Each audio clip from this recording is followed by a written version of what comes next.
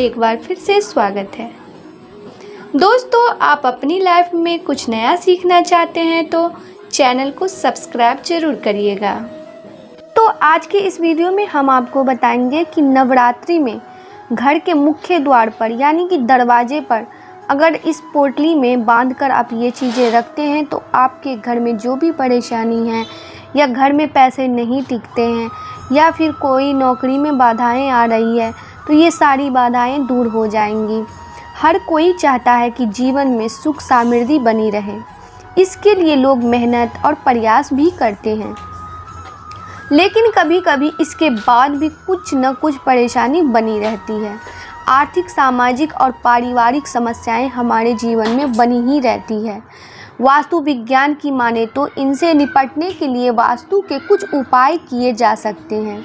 वास्तु शास्त्र के अनुसार अपने घर या ऑफिस के मुख्य द्वार पर कुछ उपाय करने से जीवन की खुशहाली बरकरार की जा सकती है।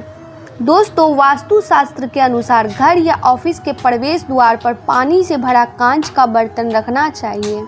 यह पात्र ऐसा होना चाहिए जिसमें खुशबू वाले ताज़े फूल रखे जा सके। यह बर्तन घर में साज सज्जा के भी काम आते हैं। इससे घर में सकारात्मकता भी आती है और घर में खुशहाली भी आती है।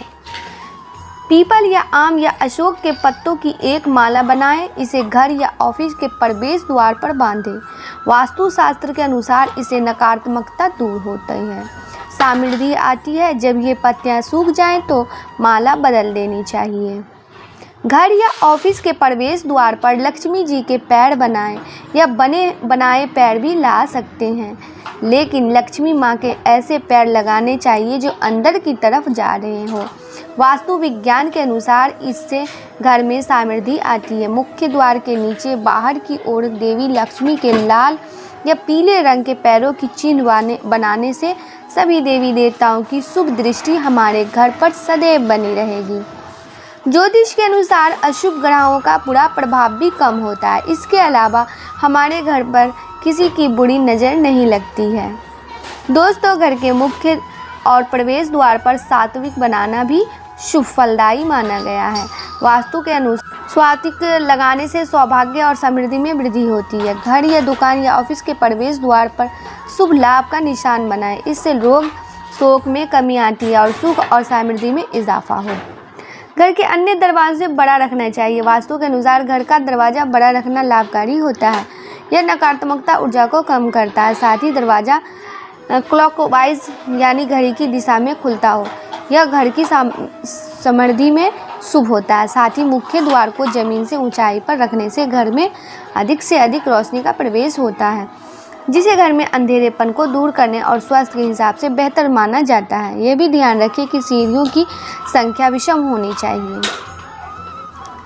अगर आप चाहते हैं कि आपके यहाँ पैसे की कमी कभी ना हो तो अपने यहाँ मुख्य द्वार पर दहलीज जरूर बनवाएं और हर सुबह इसे जल से धोएं। वास्तु शास्त्र के अनुसार घर के मेन गेट पर देहरी बनाना शुभ फलदायी होता है। इसे जल में हल्दी मिलाकर धोने से घर में उन्नति आती है। दोस्तों, घर की सुख समृद्धि में मुख्य द्वार काफ़ी अहम भूमिका अदा करती है। यहीं से समृद्धि, सुख, दुख, कलेश घर के अंदर प्रवेश करते हैं।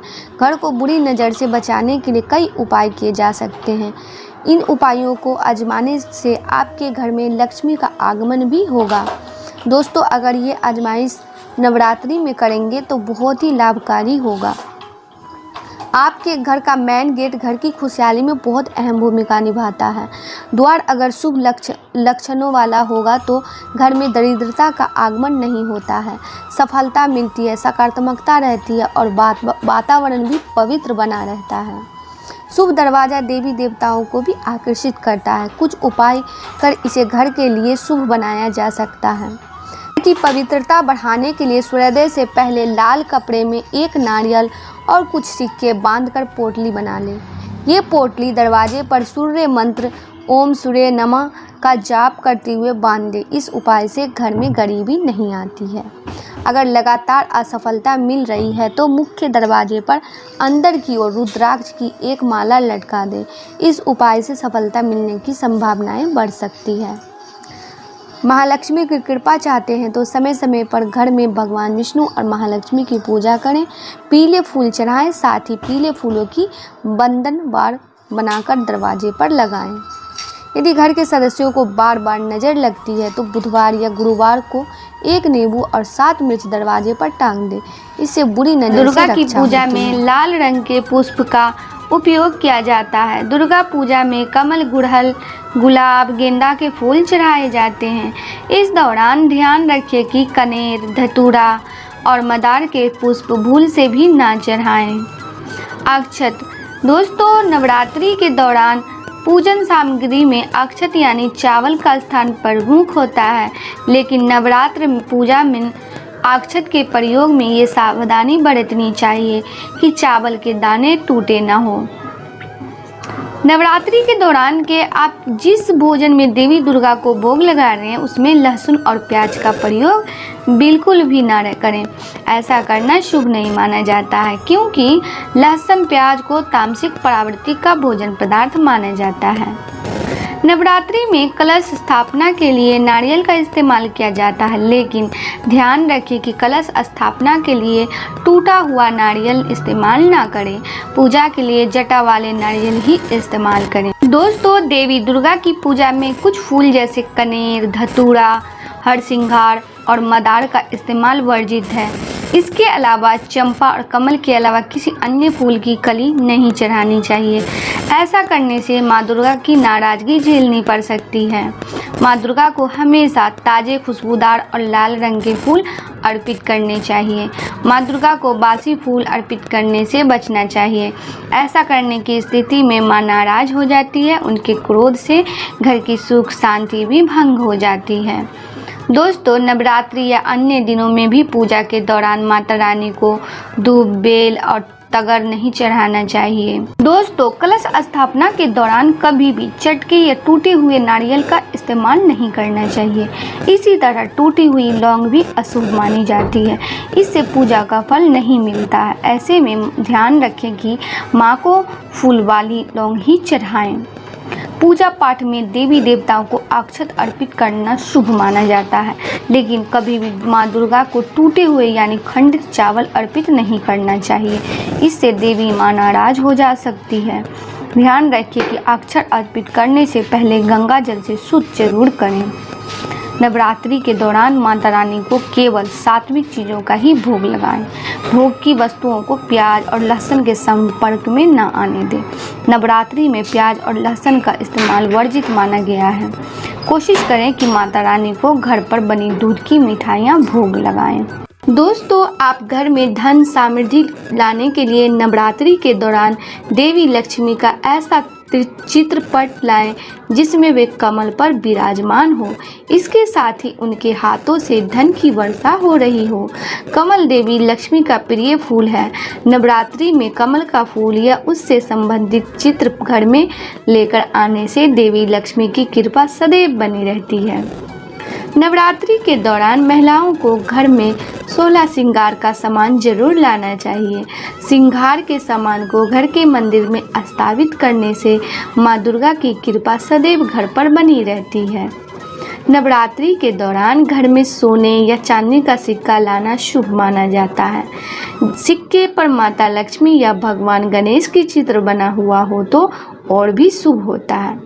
अपने पर्स में सोने या चांदी का सिक्का जरूर रखें, इससे आप पर माँ लक्ष्मी की कृपा हमेशा बनी रहेगी। दोस्तों, नवरात्रि में अपने घर पुराने और फटे हुए जूते, चप्पल, कपड़े, अन्य पहनने की चीज़ें नहीं रखनी चाहिए। ऐसी चीज़ों को किसी को दान कर दें या घर से बाहर कर दें। इन्हें रखने से घर में दरिद्रता आती है, फिर आपको माँ लक्ष्मी की कृपा नहीं मिलती है। पैसों से जुड़ी दिक्कतें भी आती है, खर्च बढ़ जाते हैं, जॉब और बिजनेस में समस्याएं आने लगती हैं। नवरात्रि में तामसिक भोजन नहीं किया जाता है। हिंदू धर्म में प्याज, लहसुन को भी तामसिक भोजन माना जाता है। नवरात्रि में इनका सेवन करने से माता रानी रूठ जाती है, फिर आपको मनचाहा फल नहीं मिलता है। वह आपके घर वास नहीं करती है, इसलिए नवरात्रि में घर में प्याज, लहसुन का इस्तेमाल ना करें। इन्हें घर में भी ना रखें। इनसे 9 दिनों के लिए दूरी बना लें। दोस्तों, नवरात्रि में घर में बंद पड़ी घड़ी, मोबाइल, टीवी, गाड़ी या अन्य चीज़ें रखना शुभ नहीं माना जाता है। ऐसी चीज़ें घर में निगेटिव एनर्जी लाती है। इसके अलावा घर में टूटी फूटी चीज़ें जैसे टूटा फर्नीचर, कांच इत्यादि भी नहीं रखनी चाहिए। ऐसी चीज़ें घर में बुरी घटनाएं कराती है। इनसे भाग्य कमज़ोर होता है, शत्रु आपके ऊपर हावी होता है, वहीं माता रानी भी नाराज हो जाती हैं। दोस्तों, शास्त्रों में मोर पंख को बहुत ही शुभ माना गया है। नवरात्रि में मां सरस्वती का प्रिय मोर पंख घर लाकर मंदिर में रखने से कई फायदे होते हैं। मोर पंख विद्यार्थियों के कमरे में रखने से उन्हें विद्या की प्राप्ति होती है। लॉकर के पास मोर पंख रखने से आर्थिक स्थिति में सुधार आने लगती है। ये नकारात्मक ऊर्जा से भी बचाती है। दोस्तों, नवरात्रि में केले के पौधे घर में लाना चाहिए। इससे घर के आंगन में लगाएं और पूजा करने के बाद इस पर रोजाना जल चढ़ाएं। गुरुवार के दिन इस पर दूध भी चढ़ाना चाहिए। ऐसा करने से घर में पैसा की दिक्कत नहीं रहती है।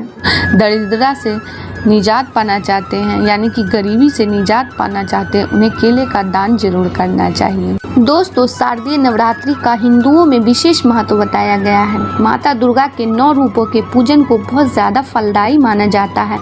इस पर्व को दुर्गा पूजा की तरह भी मनाया जाता है। इस दौरान लोग माता का पूजन बड़े ही श्रद्धा भाव से करते हैं और घर की सुख समृद्धि की कामना भी करते हैं। इन पवित्र दिनों में माँ दुर्गा की असीम कृपा पाने के लिए कुछ ऐसे उपाय भी किए जाते हैं जो आपकी आर्थिक स्थिति को ठीक कर सकते हैं। दोस्तों, धन लाभ के योग बना सकते हैं। इन विशेष उपायों से घर में धन धान्य बना रह सकता है और खुशहाली आ सकती है। तो चलिए जानते हैं कि वो उपाय है क्या। नवरात्रि के दौरान आप किसी भी एक दिन पानी में दही मिलाकर नहाएं। यदि आपके हाथ में पैसा लंबे समय तक नहीं टिकता है तो इस उपाय से घर में बरकत होगी और धन की वृद्धि होगी। नवरात्रि के दौरान दुर्गा के 9 रूपों का हम स्मरण करते हैं। ऐसा माना जाता है कि वो हमारे लिए धन के योग बना सकती हैं। यदि आप नवरात्रि के किसी भी दिन पानी में ही हरी इलायची डालकर स्नान करेंगी तो आपको अपार धन मिलेगा। नवरात्रि के दौरान आप धन लाभ के लिए माता लक्ष्मी की विशेष पूजा करें। इस दिन आप श्री सुखतम का पाठ करें, इससे आपको लाभ होगा। दुर्गा जी की रोज पूजा अर्चना करें और उन्हें अष्टमी तिथि के दिन श्रृंगार की सामग्री चढ़ाएं। ऐसा करने से आपके लिए धन के योग तो बनेंगे और पति पत्नी के बीच संबंध भी मजबूत होंगे। नवरात्रि के 5वें दिन सफ़ेद कौड़ी, कमलगट्टे, साबुत सुपारी, हरी इलायची, मखाने सभी चीज़ें 5 की संख्या में लें और मुट्ठी भर हवन सामग्री के साथ मिश्रित करके 108 बार माला जाप करते हुए हवन करें। नवरात्रि की पूजा के आज के लिए बस इतना ही। दोस्तों, आपको ये वीडियो पसंद आया है तो लाइक करिएगा, दोस्तों को शेयर ज़रूर करिएगा, चैनल को सब्सक्राइब करके बेल आइकन को ज़रूर दबाइएगा ताकि आने वाला वीडियो आपको सबसे पहले मिले। दोस्तों, मिलते हैं अगले वीडियो में। तब तक के लिए good bye and thanks for watching my video.